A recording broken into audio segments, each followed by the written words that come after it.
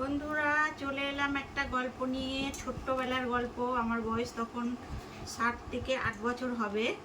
তো আমাদের পাঁচবেড়ে বলে একটা জায়গা ছিল, ওখানে খুব কবি গান হতো। তা আমি ওইখানে একবার কবি গান শুনতে গিয়েছিলাম, মানে যাচ্ছিলাম। আমার মা তখন, আমি ছোটো বলে নিচ্ছিল না আমাকে, তা মা একা একা চলে গেছে। আমি তখন লুকিয়ে লুকিয়ে গানটা মানে শুনতে গেছি, যে কবি গান কাকে বলে আর কীরকম হয়। তো এখন আমি কবি গান শুনতে গেছি, অলরেডি কবি গান শুনতে বসেও গেছি। মা ওরা অনেক সামনে বসেছে, আমাকে দেখতে পায়নি। তখন আমি কবি গানে গল্প হচ্ছে, যেমন আর কি কবি গানে গান করে কবিরা, তখন ওনারা গান করছে। ভালো ভালো গান করছে, ভালো ভালো কথা বলছে।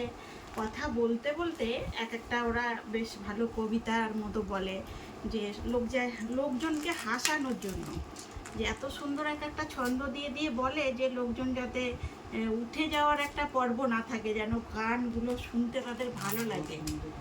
হ্যাঁ, এত সুন্দর করে বলবে।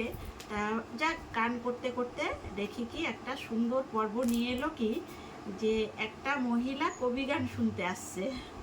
একটা মহিলা কবি গান শুনতে আসছে। তখন মহিলাটা মানে আস্তে আস্তে রাস্তার মধ্যে, বোঝেন তো মা মাসিদের অনেক রকম সমস্যা হয়ে থাকে। তো সেই মায়ের কোনো রকমভাবে মায়ের পটি পেয়ে গেছে। যাই হোক করে এখন কোথায় বসবে কোথায় বসবে, দেখে কি মাঠের মধ্যে একটা কুল গাছ আছে, কুলতলায় একটু আড়াল করে মা ওখানে পটি করতে বসে গেছে। আর করবি তো পর, এত সুন্দর একটা কুল পড়েছে গাছের, সে আবার পটির মধ্যে পড়ে গেছে। এখন মাটা কুলটার লোভও সামলাতে পারছে না, সেই কুলটা কোনো রকম করে তুলে মুছে ধুয়ে খেয়ে নিয়েছে। খাওয়ার পরে যাই হোক, উনি গানটা শুনতে চলে গেছে। ওনার কাজ উনি সেরে গান শুনতে চলে গিয়ে একদম সামনে গিয়ে মা বসেছে।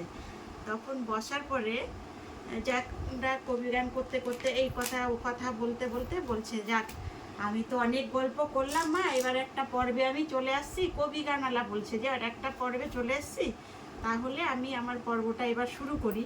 তখন বলছে যে এবার আমি ফুলের কথা খুলে বলবো। ফুলের কথা বলবো নাকি, আমি নিজেই হেসে দিচ্ছি বন্ধুরা, কেউ কিছু মনে করো না। তখন যেই বলেছে ফুলের কথা খুলে বলবো, তখন মহিলা কি করেছে, সামনের দিকে লাফ দিয়ে উঠেছে। লাফ দিয়ে উঠে বলছে কি, শুনুন, এই কথাটা না আপনি বাদ দিয়ে অন্য কথা কন, আপনারে আমি 300 টাকা দিচ্ছি, এই কথাটা শুধু বলবেন না। তখন কবি গানওয়ালা ভাবছে, এ কি, আমি আমার গান করছি, এ 300 টাকা কেন দেবে? হ্যাঁ, তখন ও কি করছে, ঠিক আছে বলবো না এখন, দেখি আবার একটু বাদে বলবো, দেখি মা কি করে। তখন 300 টাকা যখন দিয়েছে, কবি গানালা আর ফুলের কথা কিছু খুলে বললো না, ওটা ওনার গানের ছন্দে ছিল।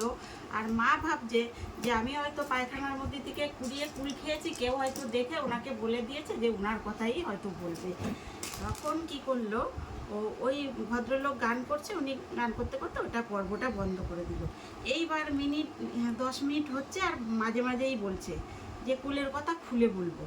এখনও আবার উঠে বলছে, দেখুন দাদা, আপনারা আস্তে আস্তে করে কানের কাছে কইলাম যে এই কথাটা কবেন না, ঠিক আছে, এই যা বললেন বললেন, এইবার কিন্তু আর বলবেন না। আবারও আপনারা আমি টাকা দিলাম।